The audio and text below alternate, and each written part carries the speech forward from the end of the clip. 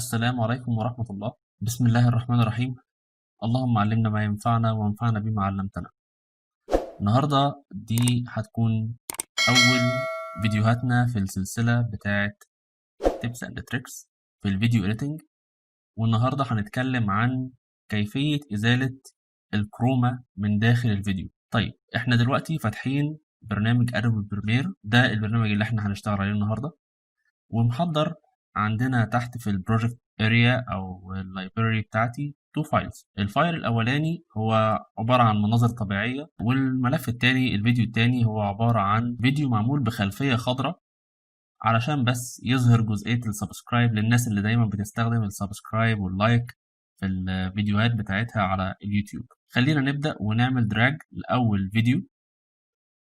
هنختار أول فيديو ونعمل له دراج اند دروب في التايم لاين. هنا بيظهر عندي الفيديو، اللاير الأولانية هنا موجود فيها الفيديو، واللاير التانية موجود فيها الأوديو.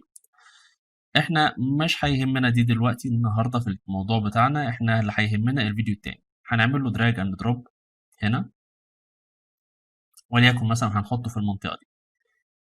هنقرب أكتر شوية عليه عشان نقدر نشوفه بشكل أوضح وأكبر. هو ده الفيديو اللي احنا هنشتغل النهاردة. أول ما هنقف عليه وهنيجي نشغل كده وندوس بلاي،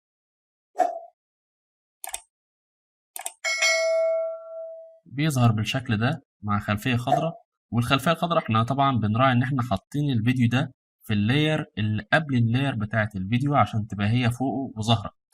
طيب خلينا نوقف ونرجع تاني.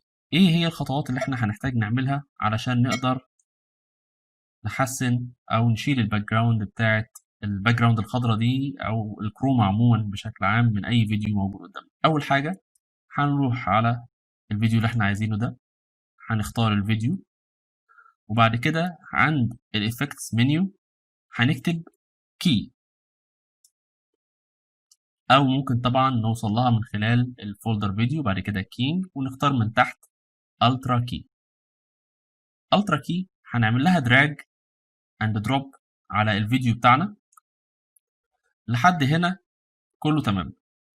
هنختار من الكالر تاب، هنكليك عليها واتأكد ان انا مختار الفيديو تحت اللي انا شغال عليه، اللي هو الفيديو اللي انا هشيل من عليه الكروما.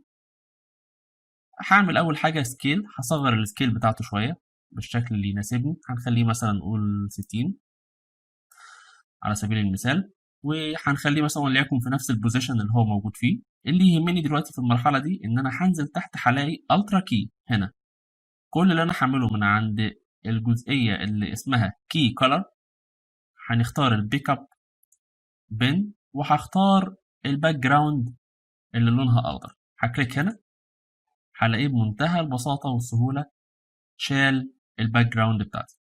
لو انا رجعت كده هنا وشغلت الفيديو بتاعي تاني،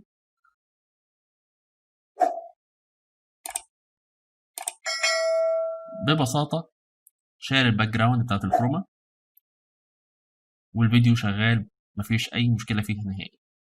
وبس، ده باختصار كان توضيح الجزئية اللي لها علاقة بالكروما، ازاي ان احنا نشيلها من برنامج ادوبي بريمير برو. دي كانت الخطوات بتاعتها ببساطة. اتمنى يكون شرح النهاردة واضح، ولو في اي استفسارات اكتبوا لي في الكومنتات الاستفسار اللي حابين تعرفوه. ولو عجبكم الفيديو ما تنسوش تعملوا لايك وشير وسبسكرايب عشان تتابع معانا كل الفيديوهات الجاية. والسلام عليكم ورحمة الله.